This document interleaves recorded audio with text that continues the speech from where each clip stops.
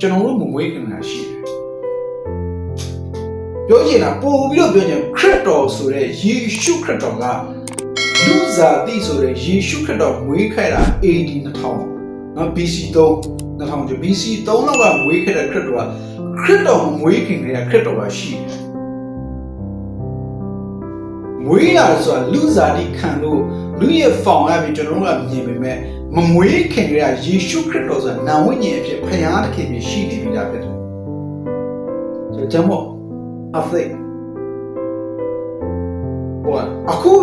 ပြစ္ဆုတ်ပံမှာလေယေရှုခရစ်တော်နာမဝိညာဉ်အဖြစ်ကျွန်တော်တို့နဲ့အတူငါဒီအေမာနွေလဖြစ်တယ်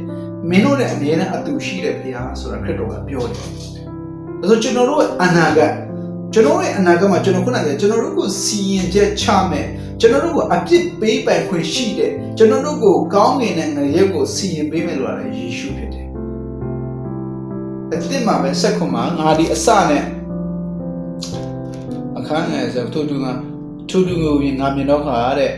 ခြေတော်လဲသူဒီတဲ့လဲရတယ်ငါဟုတ်မလားသူယေရှုခရစ်တော်ပြောလိုက်တာဒါယောဟန်မြင်လို့ပြောတာငါဒီအဦးဆုံးသောသူနဲ့နောက်ဆုံးသောဖြစ်တယ်အသက်ရှင်သောသူလည်းဖြစ်တယ်ငါဒီအရင်သိ၍ကဘာအရင်သိတည်ဖြစ်၍ကဘာဆက်ဆက်အသက်နဲ့ပြည့်စုံရင်မာရနဲ့မာရနာကအစိုးရအရင်သိရဆိုခုနပြောတယ်လူစားဒီခံမှာသိခဲ့ရအခုအသက်ရှင်တဲ့ကမှာအစိုးရတယ်လို့ပြောတာဒါဟာယေရှုခရစ်တော်ကိုညွှန်းထားတဲ့ကျမ်းကျွန်တော်တို့ကိုစီရင်မဲ့ဆိုတဲ့အကြောင်းနော်ကျွန်တော်တို့ဗျာဒိတ်27ကိုကြည့်ကြဗျာဒိတ်20အခန်းငယ်7မှာတဲ့တဖန်တုံးနဲ့ပလင်ဖြူတော့ပလင်ကြီးကို၎င်းပလင်ပေါ်မှာထိုင်တော့သူကို၎င်းငါမြင်၏တဲ့ကောင်းကင်မြေကြီးတွေမျက်နှာပြင်မှာရှိလာမှာလွတ်ရင်သူတို့နေရာမြေပြောတာပလင်ဖြူတော့ပလင်နော် white throne ပေါ့နော်ဖြူတော့ပလင်ကြီးရှိတယ်အဲပလင်ပေါ်မှာထိုင်တဲ့လူကယေရှုခရစ်တော်ဖြစ်တယ်ကောင်းကင်ကြီးစကြဝဠာရဲ့လွတ်မျောနေစရာမရှိဖြူရောပလင်ပေါ်မှာထိုင်တဲ့ယေရှုခရစ်တော်ကကျွန်တော်တို့စီရင်တဲ့ဟာဘယ်လိုစီရင်မလဲဆိုရင်သူကစားဆောင်ဘယ်လဲနှစ်ဆောင်ကိုဖွင့်ထားမှာစားဆောင်နှစ်ဆောင်ကိုဖွင့်ပြီးတော့ထားပြီးတော့တခုကအကျင့်စာဆောင်တခုကတော့အသက်စာဆောင်အကျင့်စာဆောင်ဆိုတာကလူအတိအကျကိုယ့်ရဲ့အကျင့်တိုင်းအသက်ရှင်တယ်သူတို့ထင်တာအကျင့်ကောင်းရင်ကောင်းတဲ့အရာကိုရောက်မယ်အကျင့်မကောင်းရင်မကောင်းတဲ့နေရာကိုရောက်မယ်လူတွေထင်ပြီးတော့အဲ့လိုအသွေးကိုရှိပြီးတော့အသက်ရှင်တဲ့လူအားလုံးကသူတို့ရဲ့မမြင်ကွယ်ရာစိတ်ကွယ်ရာမှာကျင့်တဲ့အကျင့်တွေအားလုံးသူတို့ရဲ့နှလုံးသားမှာကျင့်တဲ့အကျင့်တွေအားလုံးကိုပါမှတ်ထားတဲ့စာဆောင်လူရှိမှဟန်ဆောင်လို့ရပေမဲ့လူကွယ်ရာမှာလုပ်တဲ့အကျင့်တွေအားလုံးမှာမှတ်ထားပြီးတော့ဘုရားခင်အဲ့အကျင့်တွေကိုပါပေါ်ထုတ်ပြီးတော့တရားစီရင်မှာဖြစ်တယ်ဘုရားရှိမှလန်ထားပြီးလိမ်လို့မရဘူးဒါပေမဲ့နောက်တစ်ခုကအသက်စာဆောင်ထဲမှာစီရင်ဝင်တယ်လို့ကြတော့စီရင်ခြင်းမခံရဘူးတဲ့အပင်ငယ်မိရမသွားစီရင်ခြင်းမခံအသက်စာဆောင်ထဲမှာရှိတဲ့လူကအကျင့်ကောင်းလို့တော့မဟုတ်ဘူးအသက်စာဆောင်ကိုစီရင်ဝင်တာဘာကြောင့်စီရင်ဝင်တာလဲဆိုရင်အခုအနာဂတ်မှာစီရင်တာနော်အနာဂတ်မှာစီရင်တဲ့ယေရှုခရစ်ကဒီကျွန်တော်တို့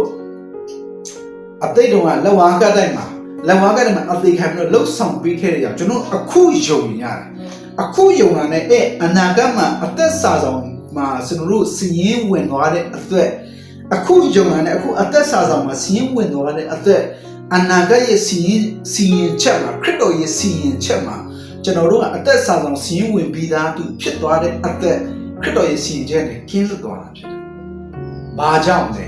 အသက်စာဆောင်ထဲမှာစီရင်ဝင်သွားတာဘာကြောင့်စီရင်ဝင်တာလဲယေရှုခရစ်တော်ပြောခဲ့တဲ့လှုပ်ဆောင်ခဲ့တဲ့ယုံသူပြောတာကလည်းငါဒီလမ်းကြီးတမန်တရားအသက်ဖြစ်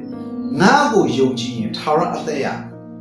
ငါ့ကိုယုံကြည်ငါကယုံကြည်တယ်သူ့ကိုဘာသွားယုံရမှာလဲသူကအမြင့်ဆုံးဘုရားခင်ရဲ့ထာဝရဘုရားစစ်မှန်သောထာဝရဘုရားခင်စေလွတ်တဲ့သားပြီးတော့ငါလောကီသားအဖြစ်ရှိမြအားလုံးကိုခံယူတယ်မင်းတို့အတွက်အသေးကျွန်တော်တို့အသေးခံတယ်ကျွန်တော်ပြည့်ရှိမြအားလုံးခံယူပြီးတော့ကျွန်တော်တို့ကိုဖြောင့်မတ်ခြင်းပေးတယ်သူရဲ့အသွေးတော်အပြင်ကျွန်တော်ပြည့်ရှိမြအားလုံးကိုဖြည့်လွှတ်တယ်သူကသေလွန်တယ်ရှင်ပြန်ထမြောက်တယ်သူကကယ်တင်ရှင်အသက်ခင်ဘုရားခင်စေလွတ်တဲ့ဘုရားရဲ့သားကိုယုံကြည်ထားတာအသက်ရဒါပဲလားမဟုတ် စစ်မှန်တဲ့ထာဝရဘုရားကြီးရှိတယ်ဆိုတာလည်းယုံကြည်ရမယ်အဲ့ဆိုကျွန်တော်တို့ကထာဝရအသက်ဆိုတဲ့စာဆောင်ထဲမှာစီးရင်ဝင်တဲ့အတွက်အနာဂတ်မှာကျွန်တော်တို့ကခရစ်တော်ရဲ့စီရင်ရဲ့လွတ်မြောက်ဘာကြောင့်အသက်စာဆောင်ထဲမှာစီရင်ရှိပြီးသားဖြစ်တဲ့အတွက်ကျွန်တော်တို့ရဲ့အကျင့်နဲ့မစီရင်တော့ခရစ်တော်ရဲ့အသက်နဲ့ပေးတဲ့စာဆောင်ထဲနဲ့ခရစ်တော်ရဲ့အသက်အတူကြီးနဲ့ခံရတဲ့အတွက်ကယ်တင်ခြင်းကျေးဇူးကိုခံရတာဖြစ်တယ်။ဒါမို့ကျွန်တော်တို့ကိုတကယ်စီမှာခရစ်တော်ဖြစ်တဲ့အတွက်ကျွန်တော်တို့ကခရစ်တော်ကိုပဲယုံရမှာဖြစ်တယ်။ခရစ်တော်အားဖြင့်ထာဝရအဖဖျားခင်ရဲ့မေတ္တာနဲ့ဂရုဏာကျေးဇူးတော်ကိုကိုးကွယ်နေရမှာဖြစ်တယ်။ခရစ်တော်အားဖြင့်ဝိညာဉ်တော်ရဲ့မဆာခြင်းလမ်းပြခြင်းနဲ့အတူအသက်ရှင်ရမှာဖြစ်တယ်။အဲဒါ